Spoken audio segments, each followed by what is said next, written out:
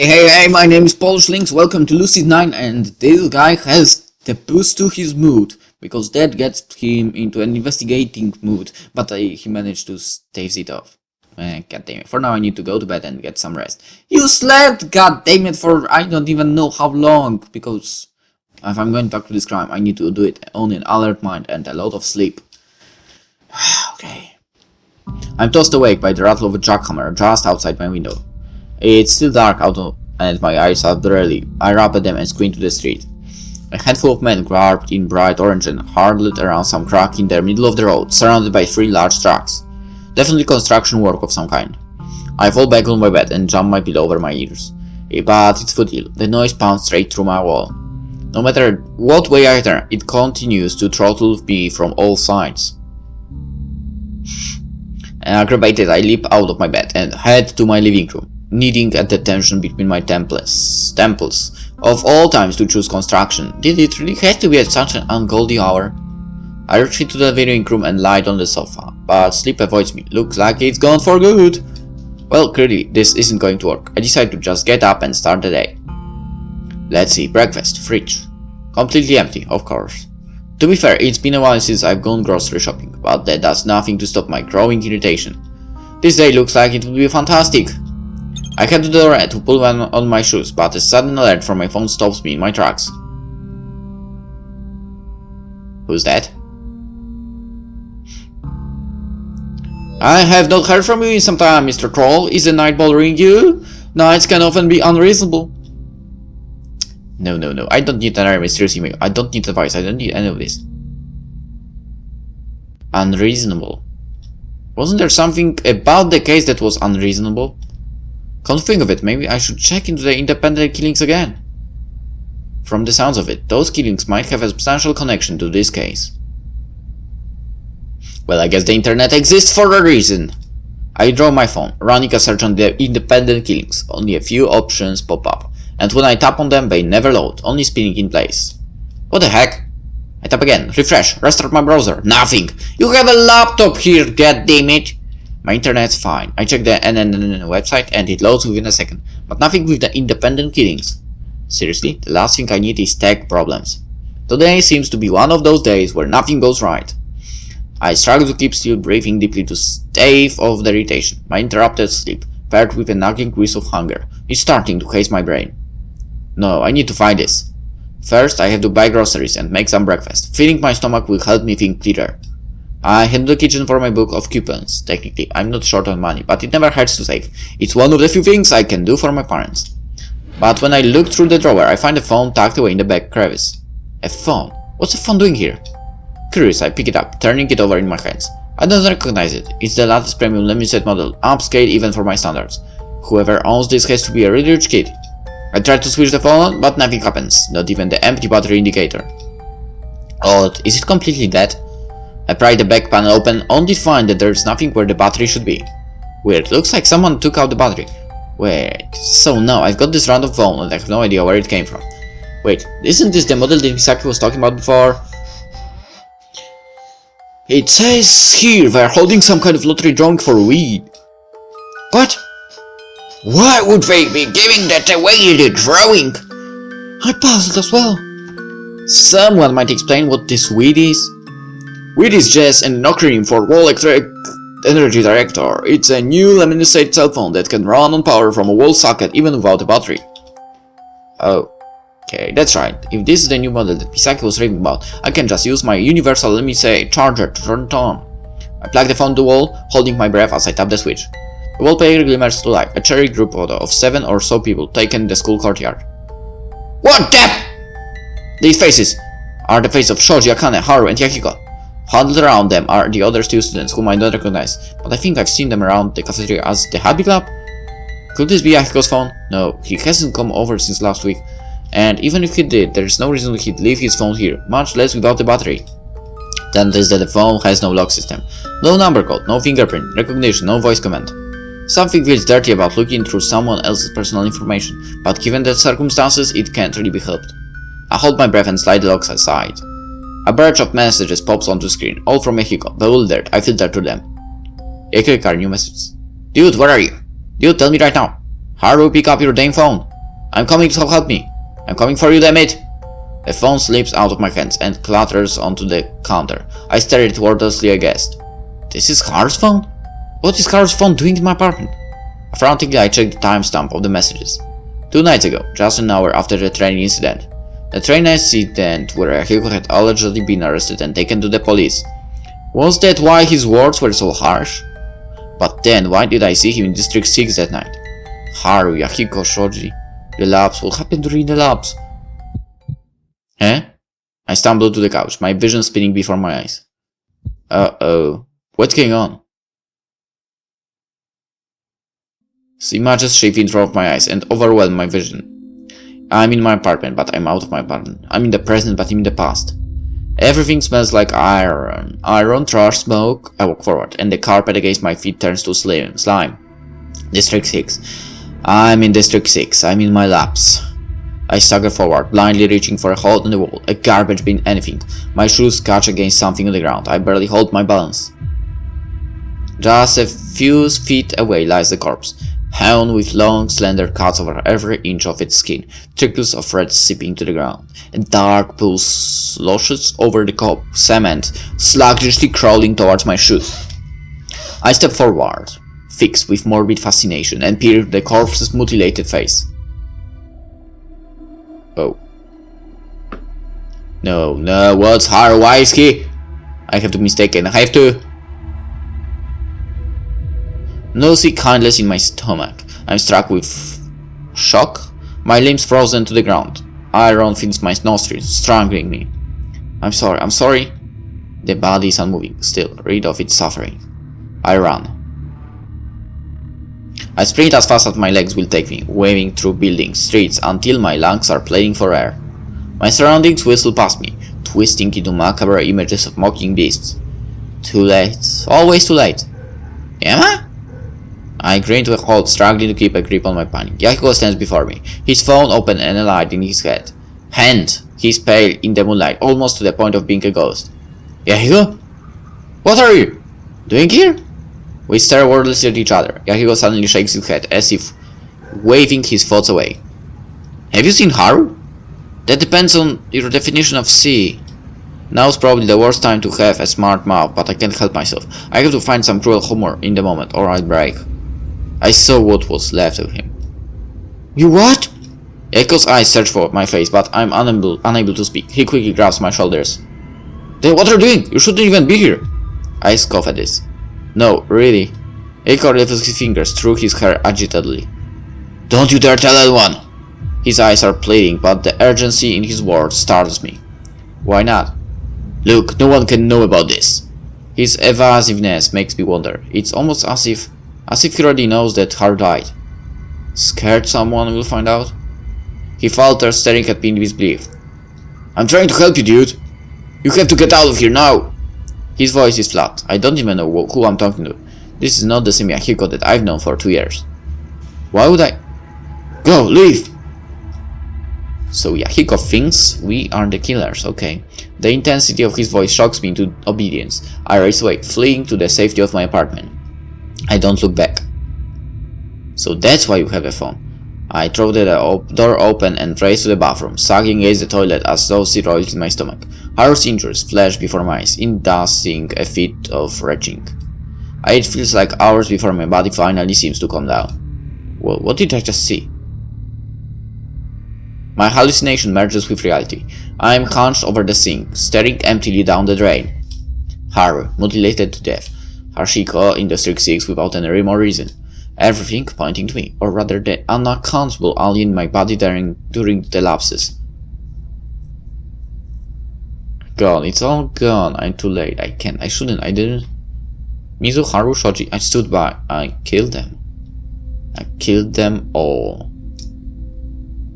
Blood. When there's enough of it, the metallic scent kind of turns sweet. Almost like a rich, vibrant pool of paint. Paint that gets everywhere, that seeps into the walls, the cement. Paint. Art. I've never been much of an artist. Maybe if I was, Rui would have stayed, but Rui left. No, I chased her. I killed her, just like I have with everyone else. Oh, I'm done with all of this. Too late. What? And there goes the bell. Finally. Gosh, I thought that class would never end. Don't forget, big test tomorrow. My class groans in unison, but I don't join them. I've accepted my fate. I'll just suck at math forever, so I might as well not study. Great, now I sound like Yama. Yama, big dummy, whining dummy, angsty dummy. Dummy that I haven't seen since the train accident. Yeah, I'm worried. Is that pathetic? I feel like that's pathetic. After the words he said, I should be mad at him. How could he say things like that? How could he use that kind of weak spot against me? And are we really right now? I still trust him, I guess. I can't seem to stop trusting him. Besides, if I'm honest, I said some terrible stuff to you. I just want to talk it out. We haven't had an argument this bad since Mickey left. I know everything will be fine if we can just talk it out. But why do I need to be the one to take the first step? Okay, I know, I was insensitive, but doesn't Yama know that I just want what's best for him? He's never really been able to take care of himself. He's basically a big overgrown baby.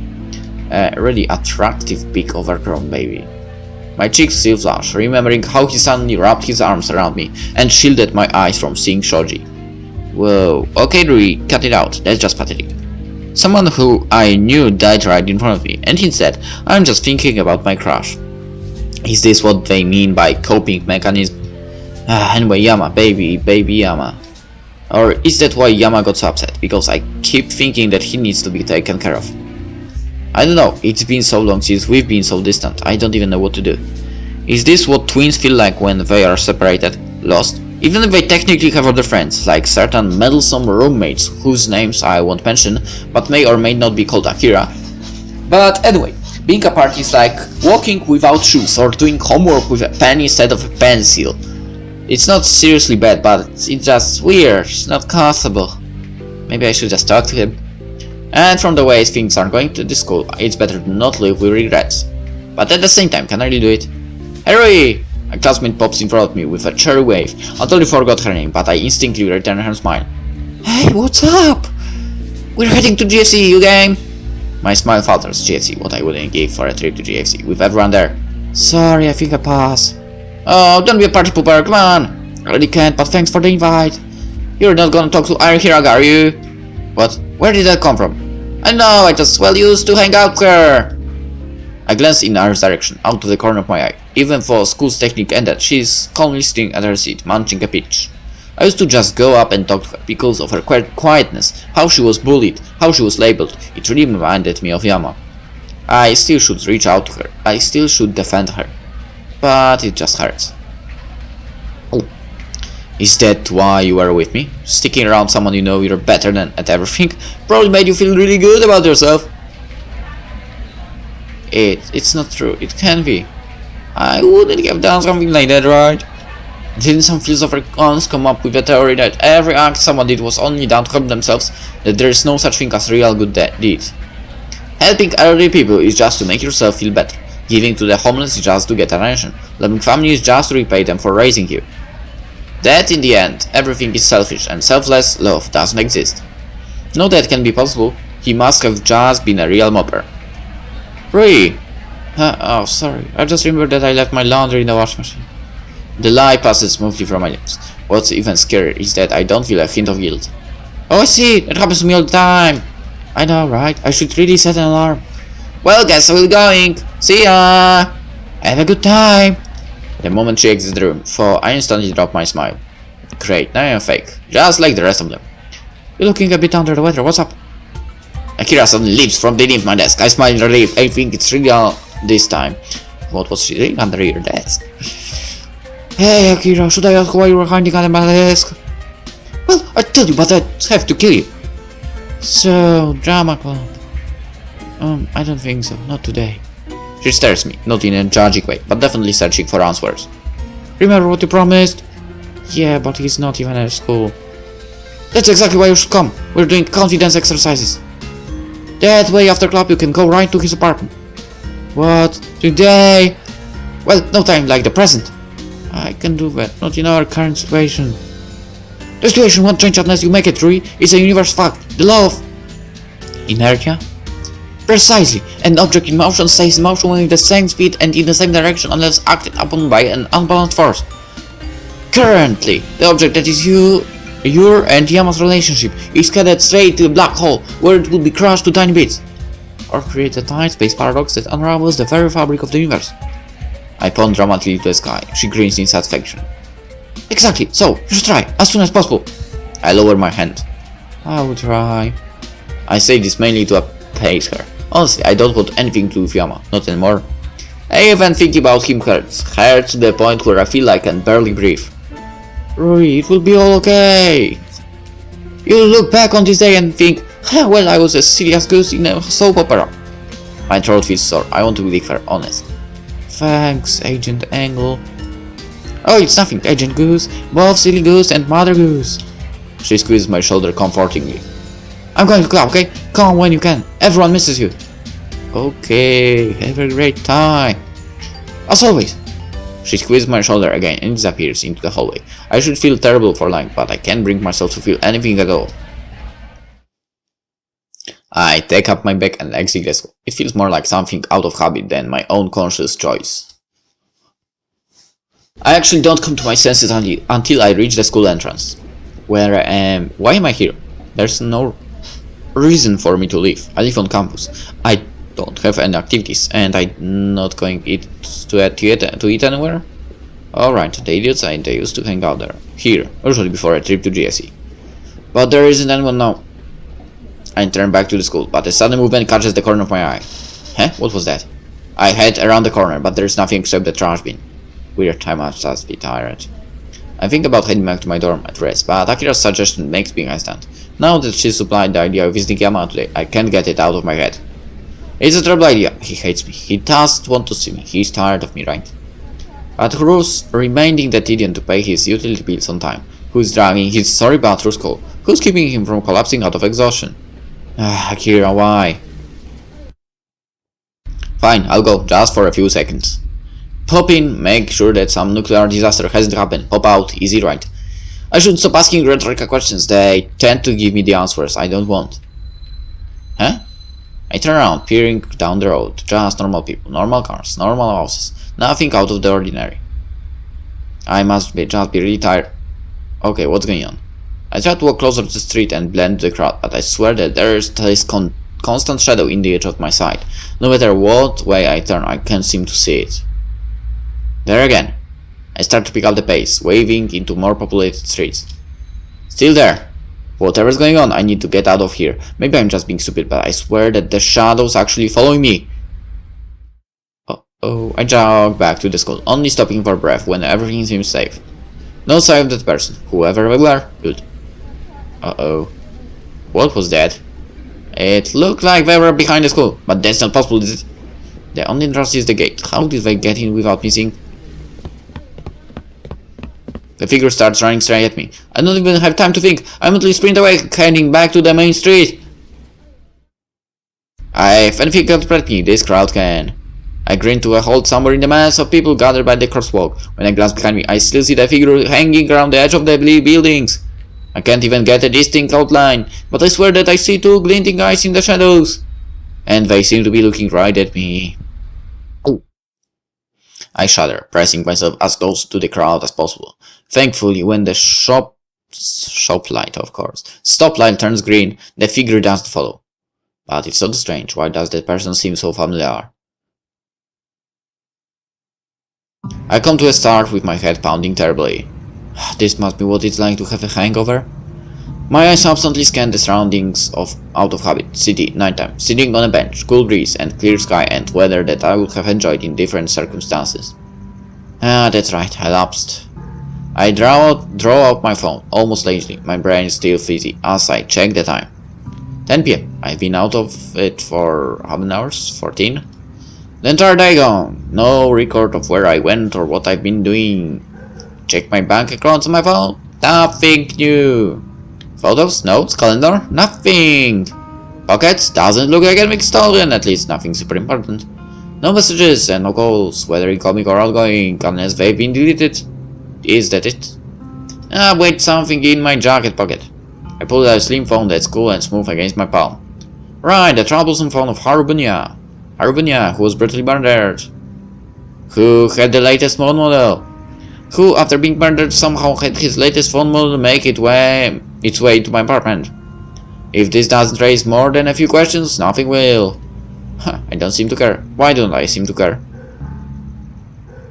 Well, I guess it's not like I'm going to get an answer but just standing around here. I should head back to my apartment, take another look, see if I missed anything, and now that I'm actually thinking clearly. Almost a little clearly, actually. But what's this?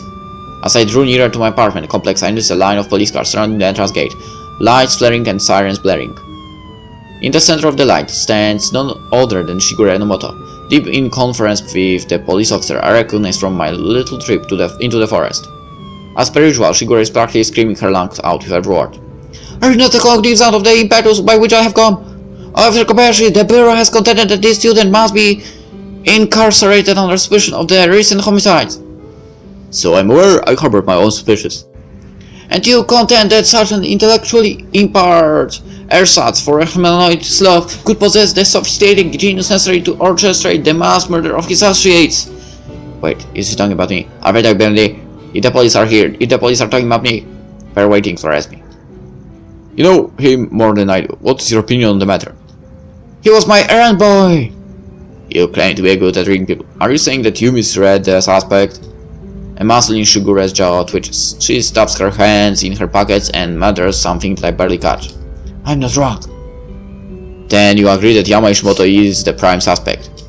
What? Would she? Shigure? The legitimate detective? Does she believe that I'm the killer? She wouldn't, right?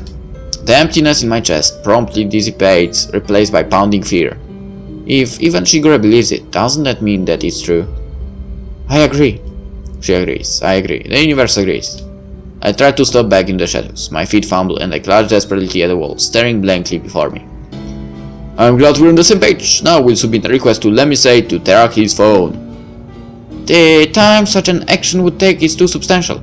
Bearing the convict conveniently shares his location with us. The process can take up to 48 hours. Then we'd be better get started. He motions the several officers standing by. They gather around him in a loose circle. Wordlessly, I turn on my heels and sprint away. Where to? I can't even say. My shoes seem to move automatically, even as my mind stands still. Corner here, turn here, stop here. Yeah, that's right. I'm not just an ordinary high school student who woke up from an overlong nap. I'm a murder suspect, a guilty conscience, someone who holds the phone of the murdered victim in his hand after the victim's death. She's not the type to lie to protect someone. I should have expected that answer from her. Then if I accept it, shouldn't I be turning myself in? I grin to a halt at the subway platform, sliding to the nearest bench. Alone in a crowd, isn't that the expression? Hanging around in public is probably the worst place for me to be. As soon as they get a hold of my picture, my face will be broadcasted across the nation. Who knows, maybe it's already posted in Patter, Maybe Misaki or Yakiko have already scalped across it, and like Shigure, just like Shigure. Turning one by one. Not a friend, not an errand boy, not an academy student, a murder convict. Why wouldn't they leave? Why wouldn't they all just go? Because we're not guilty. The voice is almost deafening in my head, resounding in every corner of my brain. I almost started a sound. But what I want doesn't matter, the evidence says otherwise. Killings happening at night, the culprit, someone who knows the security procedures of the academy well. Someone who can fake sanity too well. What if, when I'm sleeping, my personality changes and I get up, sneak across town? You know that's not true. Alright, that's enough. I close my eyes and quiet my thoughts, waiting for an image to materialize. Oh, it's beginning again. Sure enough, a familiar figure steps onto the scene. What are you doing here? I'm here to bail you out, kid. You know, last time I checked, you were supposed to be keeping me sane, not, putting voices in my head. I can only keep you sane if there's any sign to keep, kid. Touché. You know what you're feeling right now? That's dislocation. You're subconsciously alienating yourself from your own emotions due to anticipating future trauma. I know what dissociation is. I like it. You what? It's a painkiller. What isn't there to like? Snap out of, kid! You can only get to the bottom of this if you dedicate yourself to it. 100%! You can't be afraid to feel. I hope you know how cheesy you sound right now. Will it make you feel? Feel what? Exasperation? You can't give up, kid. Not now! Why not? What's there to discover? That I'm a murderer, a fugitive from justice. Look, do you honestly believe that you are the murderer? Yeah? Well, clearly you actually don't, or you wouldn't have dragged me here. You've got my time for now, kid. Make it worth it. I started a little at the accuracy of this Ryota. I must have spent way too much time with him. So, the null hypothesis is that I'm the serial killer, and the working hypothesis is that I'm not. Good start, good start. What does that mean? It means that I just need to find evidence that I'm not the killer. But you won't settle for that, will you? You want to find out who's really behind all this. I might not even know him. You're kidding, right? There's this huge piece of evidence hanging around in front of you that... Meh, you know what? It's more fun if I just watch you figure it out on your own. I find myself becoming intrigued. How much do I know that I don't? Enough to solve what the police, with all the resources and brainpower and authority, still can. The police are limited by something called bureaucracy, you know? Besides, remember your advantage. My advantage over the police. You have a core piece of evidence that they know nothing about. What might that be? Victims, psychology, problems, school gossip, Harabunia's phone, dashing good looks. That's definitely the thing, yes! Dashing good looks. Definitely, that should be my choice. Really, I'm pretty sure that's what I'm looking for. But, let's face it.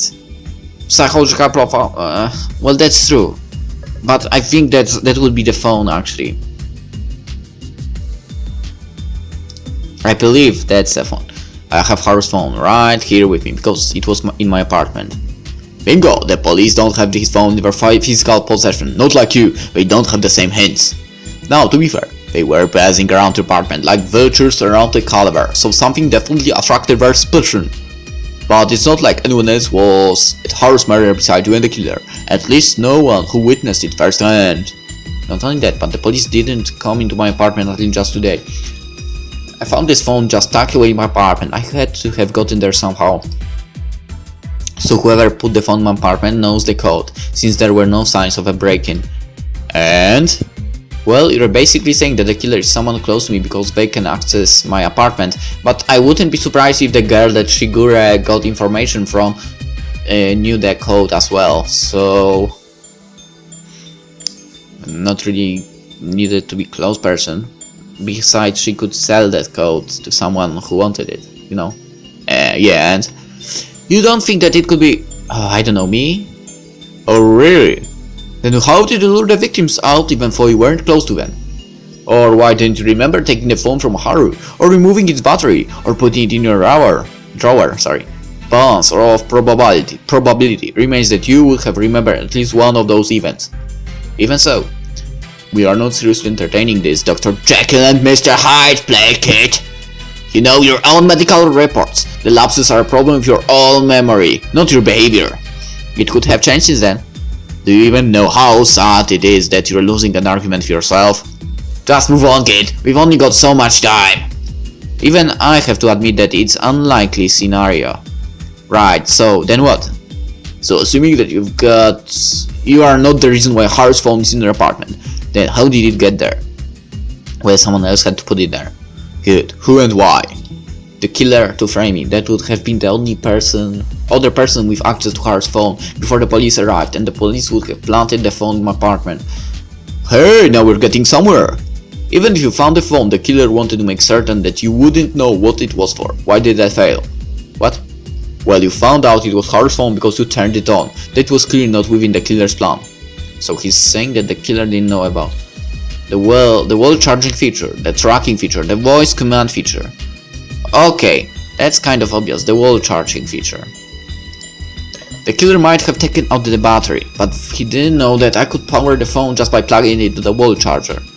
Which means he knows about some technology, but not at all. Not all. He knew enough to take out the battery, but not enough for the latest features. Good guy, you might actually solve this for real. See, you already know one thing about the killer that the police don't. Hooray, let's throw a party. Suck it up, kid. There's another weird thing about Haru's case that you need to remember. Happen to know what it is. Time of death. Method of death. Location of death. time of death, there was nothing about the time, I think. Wait. Which one was Haru? I think...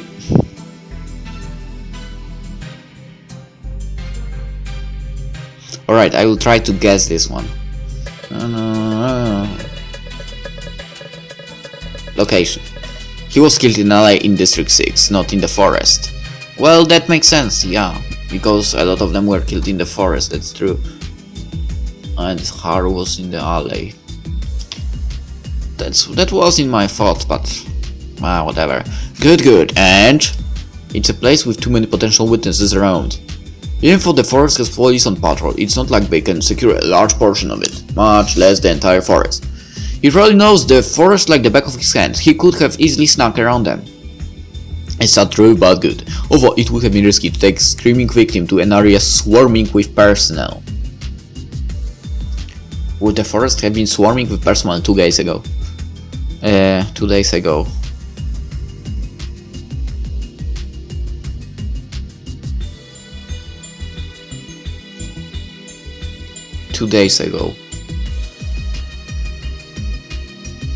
No. The police can be everywhere at once. Oh? That day was also the day of Shoji Hasegawa's death, right? On the subway tracks. Exactly. Then I can't imagine that the group at the forest would be anything more than a skeleton crew. Well, technically, those would be 2 entirely different divisions. One's with violent crimes, the other is probably with civil affairs or something. Usually yes, but it might have been reported as murder. Yeah, he was arrested and interrogated for it. Did you see how easily he walked out of it? Must have been witness interrogation, not as a suspect. Well, it's either that or his parents were influential enough to... Okay, we're getting off topic here. Let's just set it like this. It's likely that it was handled by the Violent Crimes Division because it involved the death of another academy student in the wake of multiple student disappearances.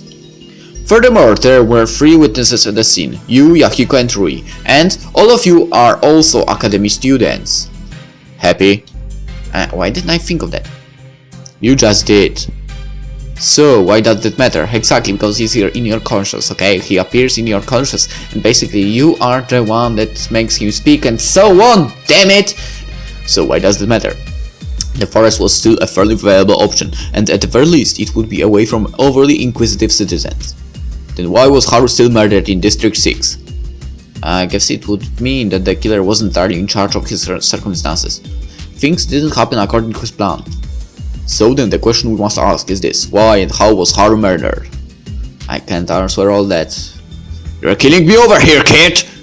Fine, I'll phrase it. Remember how every victim previously logged in for curfew before they disappeared? Yeah. But Haru didn't! He was away from school even before curfew tolled! See something weird? Besides the obvious break-in pattern. Holy smokes, kids! The pattern is odd! Why would the killer kidnap students after curfew? Let's say I'm your everyday Joe. Well, your everyday psychopathic Joe. I need to kill a couple of people here and there, and for reasons unknown, it has to be a bunch of kids at this super uptight private school. When would I choose to strike? After curfew? Tell me why that's an obvious disadvantage. Ignore the obvious secret problems. It would take place in a hard-to-see dark campus, leaving the suspect pool, delay sleeping patterns. Some of these options are ridiculous. Delay sleeping patterns. No, of course. No. Limit the suspect pool, obviously. Because security locks down the school after curfew. Only a few people can be out and about. The suspects would be limited to students or maintenance staff like the janitor or a security team. Good. Hardly ideal circumstances for a killer. So, pretty safe to presume that he wouldn't act after curfew unless he absolutely needed to. Which means that Haru Bunya missing curfew was his own choice, because if the killer kidnapped him before curfew, then why didn't he do so to the other students? Unless this time was an exception. Hey, everything can be an exception. You'll never get a working theory that way. Now, let's think about this. Haru skips curfew while the killer is confined. Night falls. Unlike the other victims, Haru is out of school, but still ends up being killed. He probably thought that he would be safer if he wasn't confined to curfew. Oh no, you don't think that, you think he went to look for the killer. There is no proof of that. I wouldn't say that, it's easy enough to stay safe in public. 24-hour fast food restaurants with CCTVs, public hospitals, even the police department, for crying out loud. A killer might know the school security system like the back of his hand, but he can't control all of Isamu. And Haru didn't seem like he the stupid type. Just so? Coincidence? Probably not. Good boy. But if that's the case, why wouldn't he tell anyone his suspicions? He'll tell me. Because he didn't have any. He was just gonna tell the first guy who left the school. And of that note, why didn't he notify the police if he was gonna take such a risky action? Why wouldn't he notify the police? Why wouldn't he indeed? This is what you want me to feel. Correction, that is what you want you to feel. Because I have to understand what Haru is thinking. You only don't understand Haru because you are distancing yourself too much. It's time to get real, kid. Check that phone of yours. Check my phone. I stumble out of my concentration in a disoriented mess.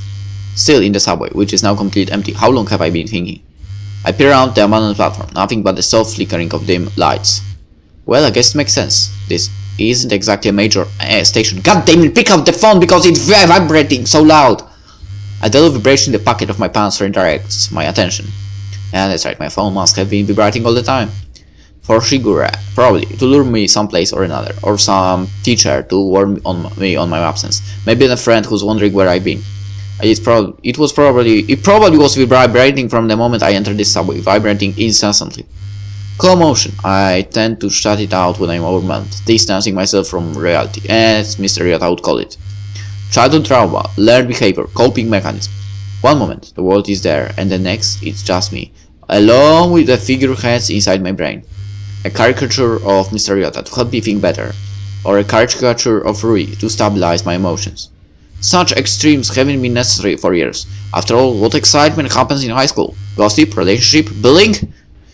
But now I'm distant. I feel it in myself. Something hollow cold. Something that apparently couldn't even notice the vibrations of my own phone. Well, guess I eventually noticed. I humor myself and scroll through the notifications. Daily mundane life, I expect. Stop vibrating, damn it! Finally, Akira. Sarge, hate to disturb your 1,000-year slumber, but have you seen your destined princess? Dude, have you seen Rui? Is Rui with you? Rui! Yeah, after school! Respond, ASAP! Uh-oh. Rui is missing. I don't even realize, but my fingers waken and my phone slides through the space between my knuckles and turns end over end. Clatters to the ground, the shrill impact of fine glass against concrete echoing down the hollow, utterly abandoned passage in which I sit. Alright man, now time to go with thinking process and find her. Rui missing. Rui is missing. It starts out as a disappearance. 3 times, a disappearance from school, a mysterious vanishing after a long curfew. No one can find them, no one can contact them. Phones are tracked and found in garbage disposal. CCTV footage turns up corrupted or deleted or looped. Then the bodies are found, peeled, sliced, ripped apart, the mutilated remains of what was once a human being. What if one of those bodies, one of those victims, someone who gave terrible rending screams that only went unheard, was Rui? Waking up in the cold dark greeted by a pale croaking voice, seeing nothing but the sheen of a blade in the moonlight, something that saws through flesh. I force a shaky breath into my lungs as my chest constricts the word pulses. Rui is the next victim, and after disappearance, another break in the pattern. One more shaky breath, my vision spins.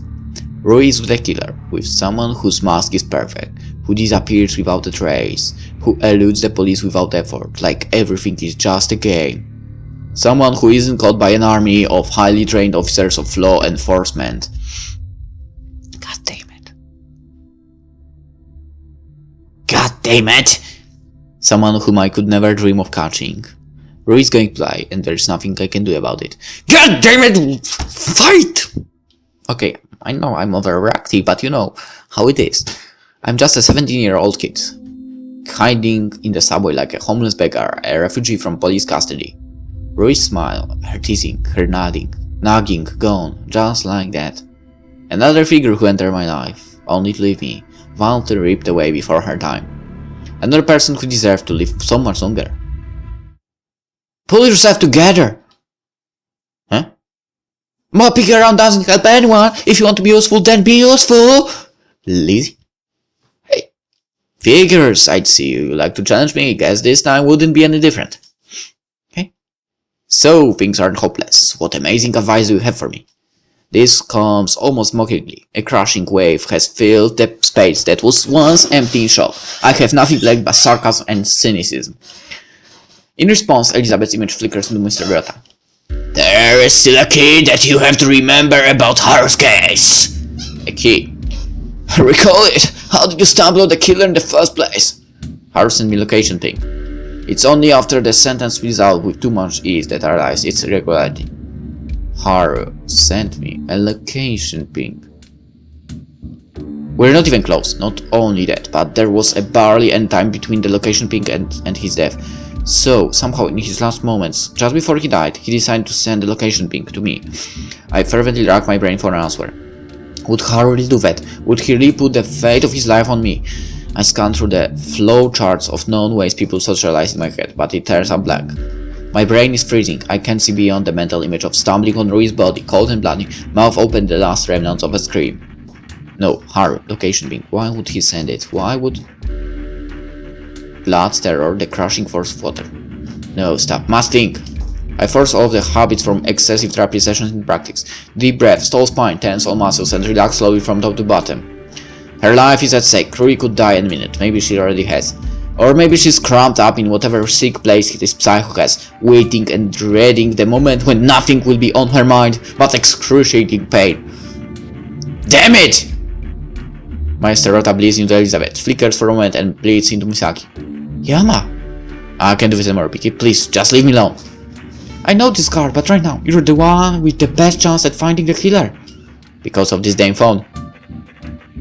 You know what? Fine. I can't handle this on my own. I'm giving it to the police. Won't they just arrest you? Yeah, but they found out that I'm not the real killer. But they have to trust your word that someone else put that phone in your apartment rather than you making it from her himself. It could take days, maybe weeks, to clear the situation, even if you are eventually found innocent. And by that time you will be dead. Mickey, please, help me. Rui. Don't you love Rui? She needs you. In that case, do you remember whether someone sent you an out-of-place location ping? Yeah, I've received and sent too many damn location pings to keep track of. Maybe you can narrow it down. Or maybe you can start using your head. Before Harubunya, was there anyone else who accidentally sent you a location ping? Actually, now that you mentioned it, I remember something.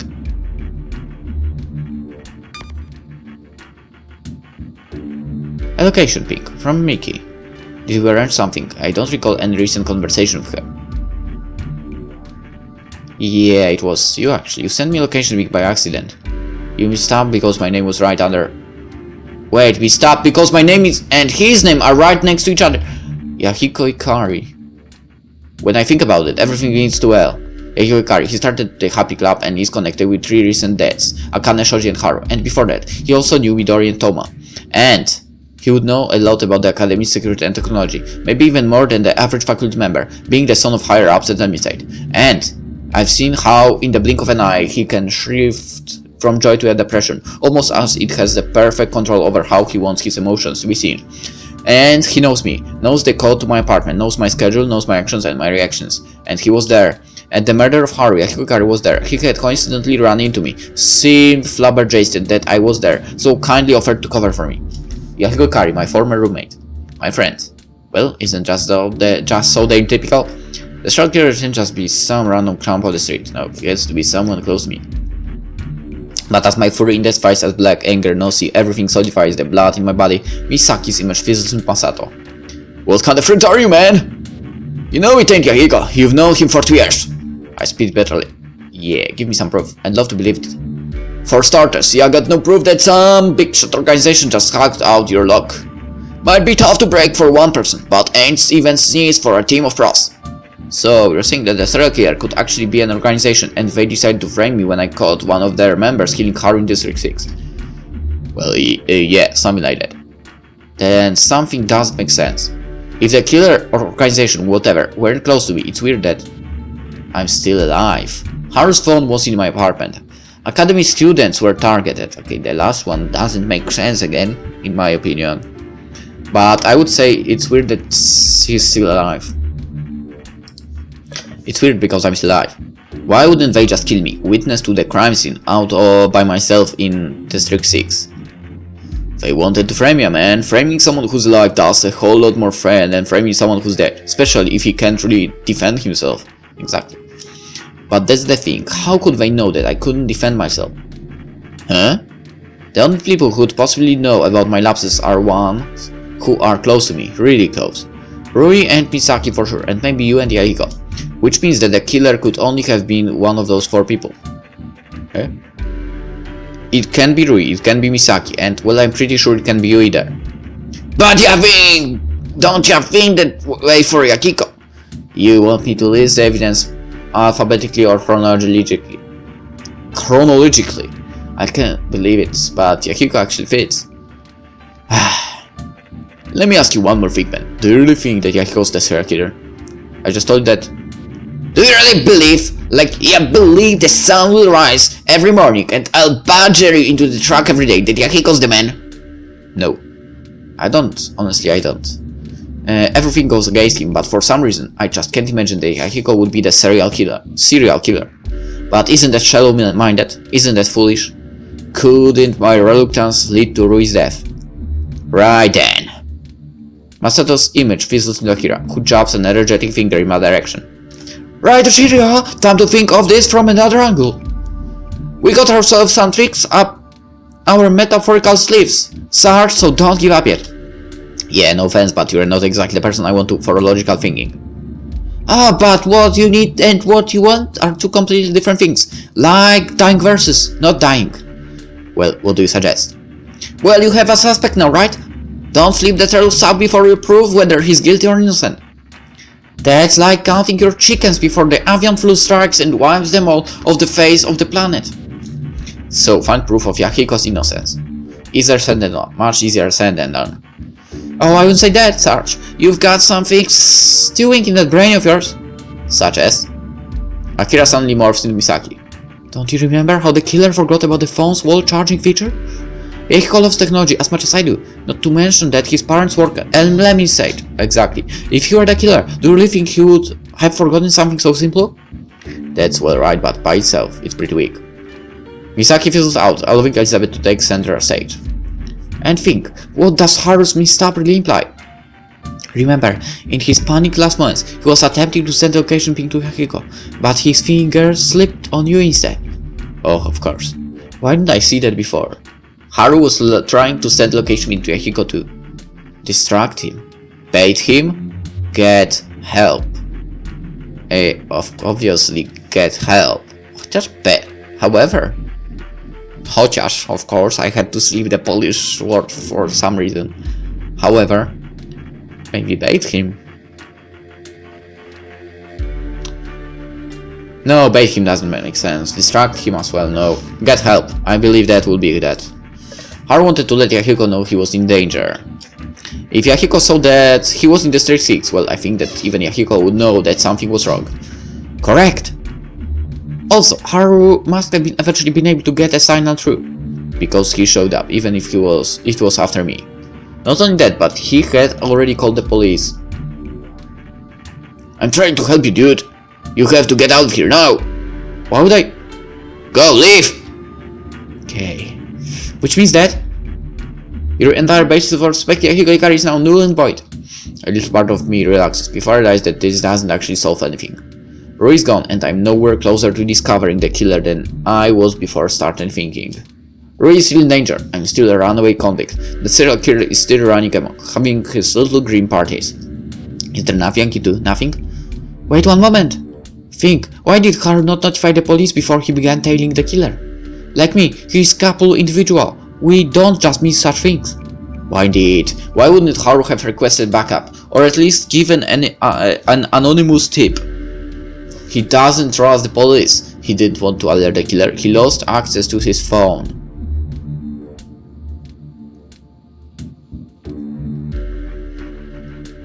Huh. Well, basically, he doesn't trust the police. That's probably true, but no, I don't think it makes sense. He didn't want to alert the killer. He lost access to his phone. Huh. Both options are good. Because, you know, he might be caught by this guy.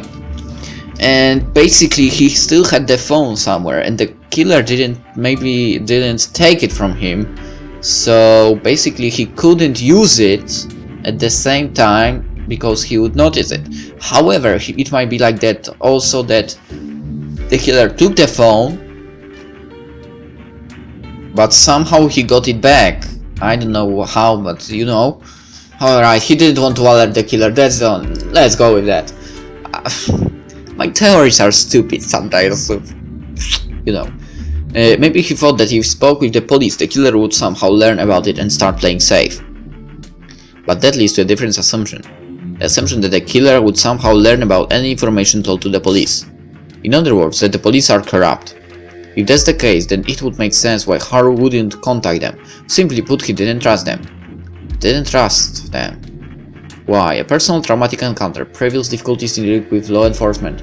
Or could it be something else? Could it be that Haru saw something in the police, something that he never could forget? You know him more than I do. What's your opinion on the matter? He was my errand boy. You claim to be good at reading people. Are you saying that you misread the suspect? I'm not wrong. Then you agree that Yama Ishimoto is the prime suspect? I agree. Could Haru have seen corruption? Why is it that the student was the first one to think of camping outside of the school and taming the serial killer? Why is that the investigation force didn't even go through the school scouring the area for any evidence on the killer? Why is it that no city CCTV ever turned up with any results?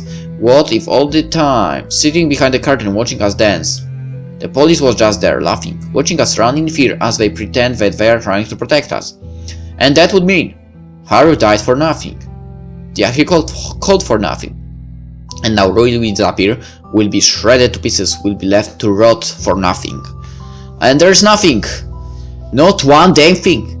That I can do. Yes, you can. Catch the killer, find the evidence, package him up and ship him to the police department. He will just walk free because it was all part of the plan.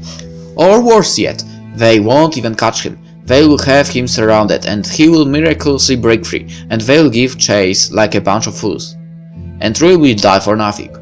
Rui, with her fiery passion and her love and her endless enthusiasm for her dear ones, will pass into the fate of nihilism.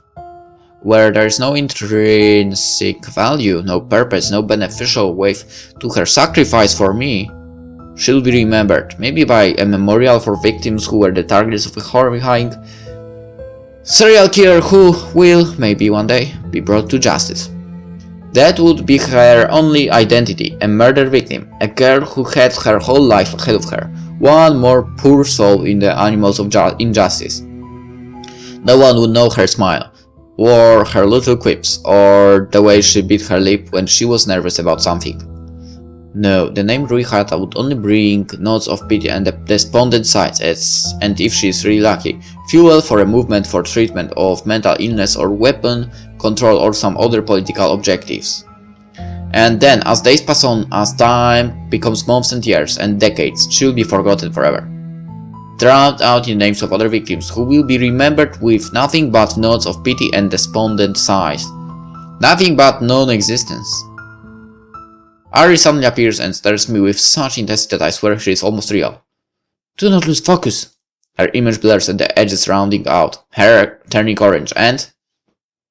Gosh, you're a wreck! What happened? I open my mouth, a feeble, unintelligible noise bleeds out. You try to do too much, Yama, that's the problem. You want to do everything, but everything becomes so overwhelming that you just end up doing nothing. You can only do what you can, the rest is out of your hands. I can only do what I can. Yeah, and right now, all you can do is figure out who the killer is. You're up for that much, right? So, you're stuck because you think the killer has to be you, me, Yahiko, or Masato, right? I guess. My voice comes out very small. I squash the temptation to reach out, touch her jacket, her hair, anything. Because right now, she's not real. Right now, she might even be Are you paying attention? No. Well, I think I finally know what it's like to be one of your teachers. I cough out a cross between a chuckle and a snort. It's so close to reality, but it's not. Then, oh, all-knowing teacher, what do you have to say? Well, your passcode is literally so stupid that anyone who saw it just once could get it. Get in. But that's not the problem. The problem is that the killer knows about my lapses. No, wait. There's something strikingly familiar about what she said. Didn't she mention this before? Didn't she say something like this before? There's something vitally important about the statement. Your passcode is literally so stupid that anyone who saw it just once could get in. What sticks out so much? Your passcode. Anyone. Just once. Just once, I think. Let's think. Who was in our apartment once? Once. Maybe. Maybe that's the thing. Maybe. Probably. Just one. The clock is ticking. Achievement. Okay. She'd been talking about someone who had been seen my code just once. Someone who commented on how stupid it was.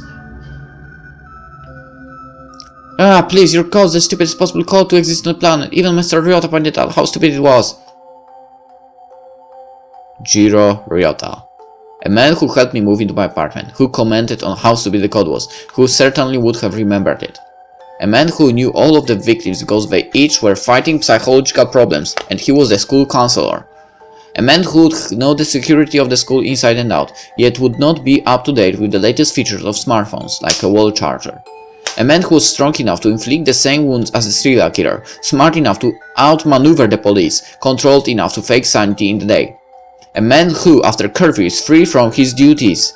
And a man who would approach me after seeing me at Haru's murder site, surprised that I didn't seem to remember what had happened. A man who would certainly be curious at my unusual reaction. A man who could access the confidential school records and learn about my lapses from there.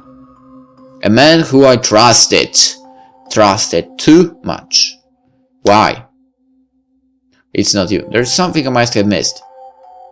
A proof, a theory, anything. Why did I have to be you? You damn old geezer. Why would you even? Why? Nothing but silence. The sense of finality, of a door that's been opened and had never reclosed. Alright, it's been a long time, so actually I will keep this episode this long, but for now let's end it and we'll continue with the game. Well, in the next episode, because that's what it's supposed to be like, probably. But yeah. Alright, let's end it as I said, and hope you enjoyed it. See you in the next one. Bye. Bye bye.